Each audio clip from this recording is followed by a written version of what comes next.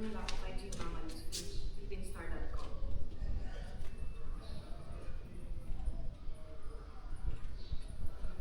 Good afternoon. So the shake-up with economic matters comes in the last stages of the budget deliberations. How will this affect the 2026 budget, and does the palace think? Pinanggal na daw po yung si ito si Adrian Garzamin. At itong si Amin ng mga naman, anak ng Tokwa Yusek, kumura ng video.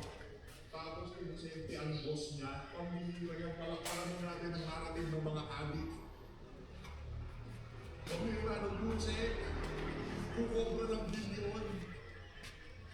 Tapos hindi alam ng principal, hindi alam ng boss, pamilira yan. These reassignments are enough to restore the people's trust in the budgetary process. Well, it may be an issue, but we were able to talk to Secretary Go, and according to him, any reassignments of the cabinet members to DOF and DBM, they are all the same people who work on the budget, who work on the finance, so there will be no problem with that. So can we assure the people of a timely passing of Timely passing of the 2026 budget? Yes, there will be. They are working on that. So nagtatanong muna ako kay Bella Carriazo, Philippine Star. Good afternoon, ma'am. Ano yung mga kaalyado po? Kung hindi mo nila narinig kasi kailangan pang i-validate kung kakampi nila yung mga yun. Di ba? Kalaban, iklawan, dilawan, o Duterte supporter ka. Duterte supporter, o wala, hindi ka kasali dyan. Wala kang bilang, hindi ka pwedeng pakinggan. Ganon, anak ng tawa, demokrasya tayo dito, madam. Sige, kung ayaw mo mababa ng amo mo, sa 3 taon, sigurado kailangan yung bumaba dyan. At sige, sigurado mo, kahit na magtrabaho yung si Bibi Sara, yung papalit kay Bibi Sara, anak ng tawa, kung hindi tatrabahuin lahat ng kabalbalan na nangyari dito sa administrasyon na to. Hindi mo tayo matutuwa. Follow up lang po. Mami, why si President Marcos po magsimula nitong pag-investigate dito sa Teka lang, Bella Carriazo. Matino naman ang utak mo. Hindi ka naman gagagdahan ni ate. Sinusabay-bayan kita, ganun naman magtanong. Mukha mo lang hindi. Huwag bihira. Opening sabi pa naman, tanong mo, alam ko na eh. corruption allegations? Hindi po nyo ba nakikita na nagbubumirang ito sa kanya at bandang muli siya pa yung talaga magpapupuntiran ito investigation dito? Hindi po natin nakikita na bubumirang ito, pero ito ang nais ipakita ng mga propagandista, mga destabilizers para mailihis ang issue tungkol sa talagang nasasabing sangkot dito. Mga sangkot na nalais na makaligtas at makalusot.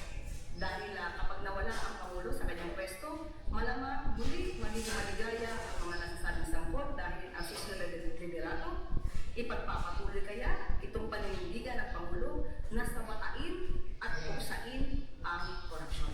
Hindi. Diyan muna yung presidente mong adik base dito kay Senator Amy Marcos. Diyan muna yung presidente mong bangag. Diyan muna siya umalis dyan. Ano kang tawa, nagbubumirang. Excited na ako dun sa mga sasabihin. Itong si Paul Estrada. Paul Estrada ba yun? Oo, yun. Basta yung mga, yung mga di umanong binugbong daw ng mga goals ng administrasyon. Di ba?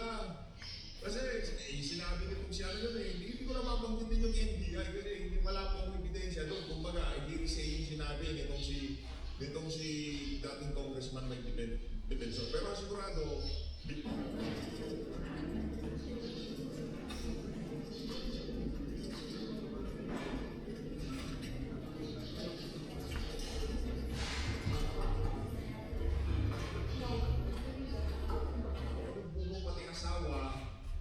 ng mga goods ng administrasyon itong si Marcos Jr.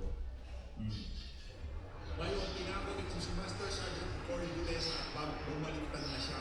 Meron na siyang pinirmang sali-sali, hindi lang inilabas dahil nasunod sila kay Saldivar. Tama mali. Pointless na rin pagka inilabas yung pag-recant nitong si Gutesa. Sa bagay, pag ako na taga-military, kinausap na pala nitong si Martin Romualdez, di ba? Dinagdagan from 300, ginawag 350 allowance. Nawagan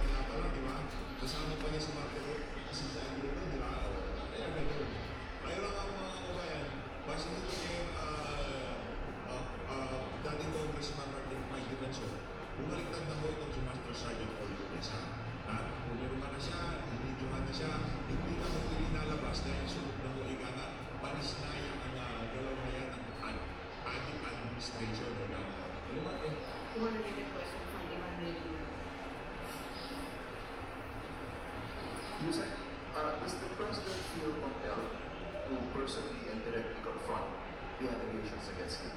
What do you mean? Yun siya po mismo sasagot. Ano dapat? Ano sila kasagot? Well, corruption allegations and allegations of drug Bumulat sa'yo. Alam mo ba yun? Channel 7. abuse. Sino po ba ang nagbibigay ng aligasyon tungkol sa korupsyon? Ang sinabi ni Sabi ko, pauwiin po natin siya dito, ibigay niya ang tamang mga dokumento niya kung meron siya, at saka po natin sagutin ang inyong katanungan. Ang gusto namin marinig dito, ante, sinapos mo, yung sa allegation ng drug addicts yan, yung siya, so hindi na allegation yun eh, kapatid mo na yun eh. Ang kanyang sasabihin mo sa kapatid mo na addicts yan, eh, hindi naman ito para sa lahat. Ika nga, masyado na mong maraksyon.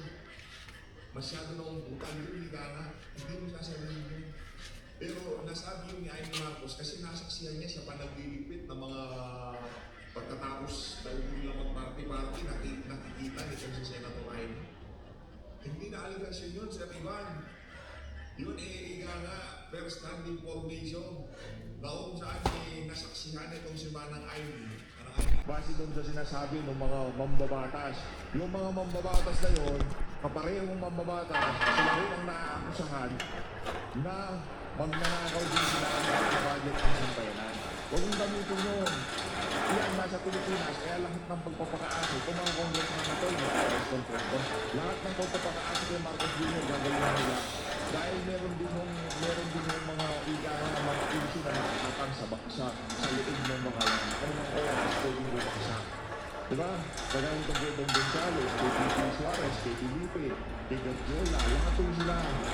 O yung iba ngayon nananahimik, wala na yung mga makakangas nila. So, ano na? Uy! Do something! Teka! Please! Kaya kasabutin umuwi na dito para patunayan niya ang kanyang nakita. Patungkol kay Senator Amy, kitang-kita naman po natin kung sino ba yung kanyang pinoproteksyonan. Kitang-kita nyo na ang Pangulo ang gusto niya sirain. Pero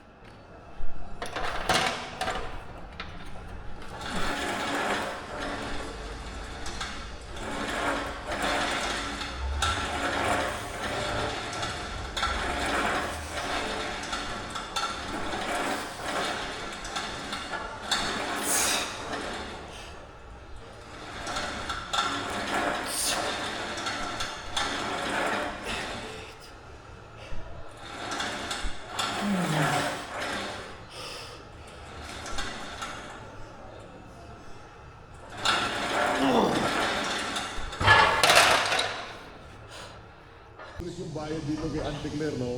Yung dapat yung press con ay pag-uusapan about sa igana.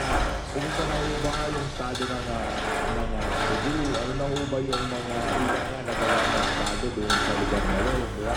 Kung ang nabibigay niya sa bagay, kung nga kasi, yan nga pala sa i-purpose mo dyan.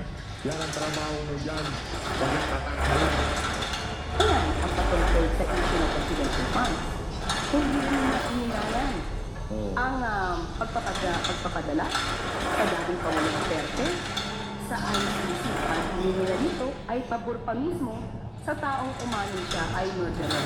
Hindi man lang ng mga tao di umanong biktima ng EJK.